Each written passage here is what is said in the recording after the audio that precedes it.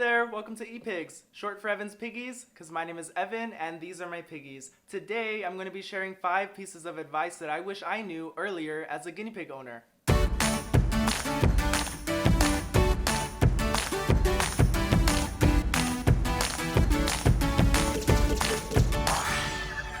So I've had my guinea pigs for almost 3 years now, so I guess I'm kind of a pro, somewhat.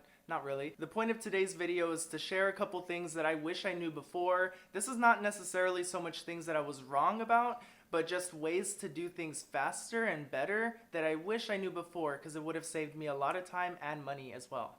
So we're just going to get right into it, but before we do, make sure that you subscribe if you haven't yet so that you don't miss any more videos from me. I post videos every Sunday. Also, I keep forgetting to mention this, but follow us on Instagram. The guinea pigs and I are on Instagram. I will be posting there regularly, every day eventually, but not yet. But it's epigs.tv. So just go to Instagram and search epigs.tv. Otherwise, look down in the description. The link is there. And if you're wondering, the number one thing you can do right now to help me out is just like the video. So without any further ado, let's get right into it.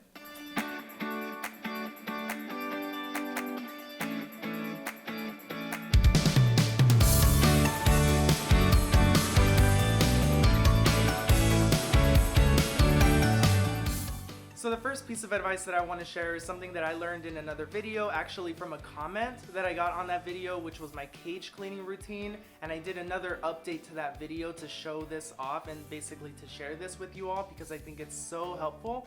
But if you have like a dustpan like this or something at home, use this to clean your wood shavings at home. It's so much easier. I used to use a glove in a little tiny box to throw everything away, and this has just saved so much time. A 20 to 30 minute cage clean has turned into a 10-minute cage clean or less. So definitely, if you're not doing this already, it saves so much time, obviously, if you're using wood shavings, but yeah, definitely do this.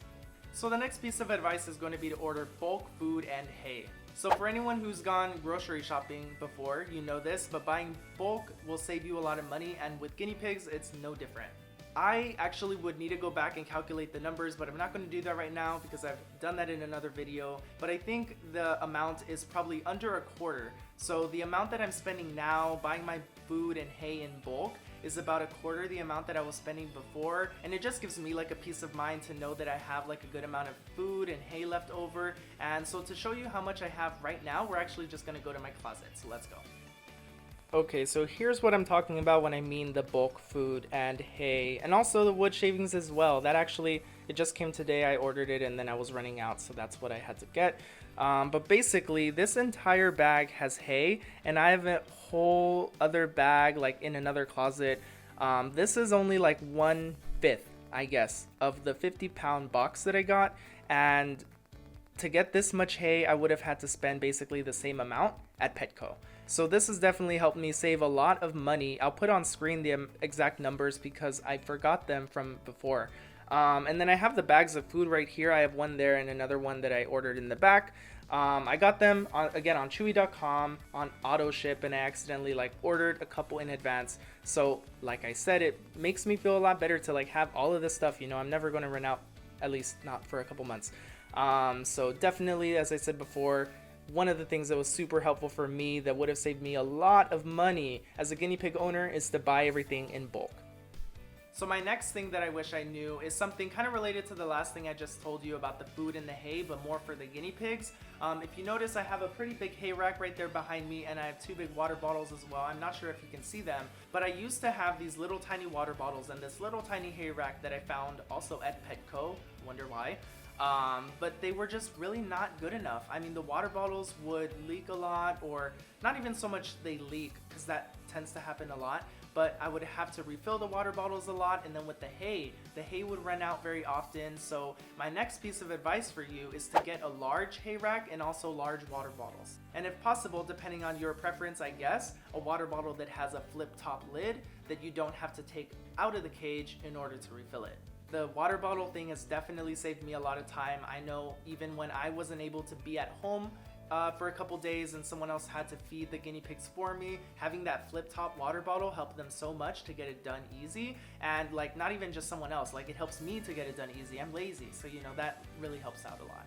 And then with the big hay rack, it also is just good for the guinea pigs, because if it's a small little hay rack and they eat it or they knock the hay out, then they're going to end up not eating hay, or actually that's it, they're just not going to eat the hay, because once they walk over it and once it kind of touches the floor, they're done. They're like, that's bedding now. So a big hay rack and big water bottles. The next thing that I wish I knew when I first got my guinea pigs is that they need daily interaction in order to get tame. Now, it's not, of course, a necessity for your guinea pig to be healthy that you go up to it and pet it every day, but if you want your guinea pig to get tame, really get used to you, okay with you petting them and such, it's really a great idea to, from the moment that you bring them into your house, to pet them every day. Even I've seen some YouTubers pick them up and make it a point to have it in their daily routine to have them handled in that way. And that's just something that I never did. I didn't pick up my guinea pigs for at least a year. Not to say that I didn't try to pick them up, which made it even worse. But definitely, if you're just starting out with your guinea pigs, daily interaction, whether that's talking to them, petting them a little bit, or even picking them up, will go a long way in getting them tame. Going off of that, the last thing that I wish I knew when I first got my guinea pigs were proper bonding techniques.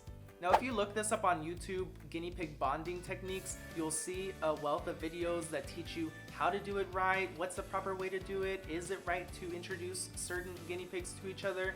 That's not something that I ever took into consideration when I got my guinea pigs.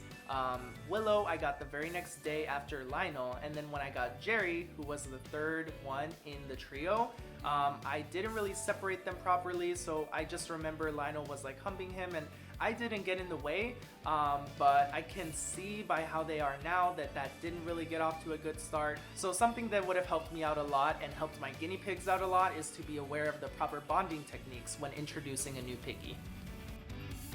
So that's it for the things I wish I knew when I first got my guinea pigs. If you liked it or enjoyed it or learned something, make sure to please like the video, leave a comment down below with any questions or advice that you might have for someone else, and also subscribe to my channel and follow us on Instagram. Again, it's epigs.tv, and the link is in the description as well. Otherwise, I will see you all later this week. Bye!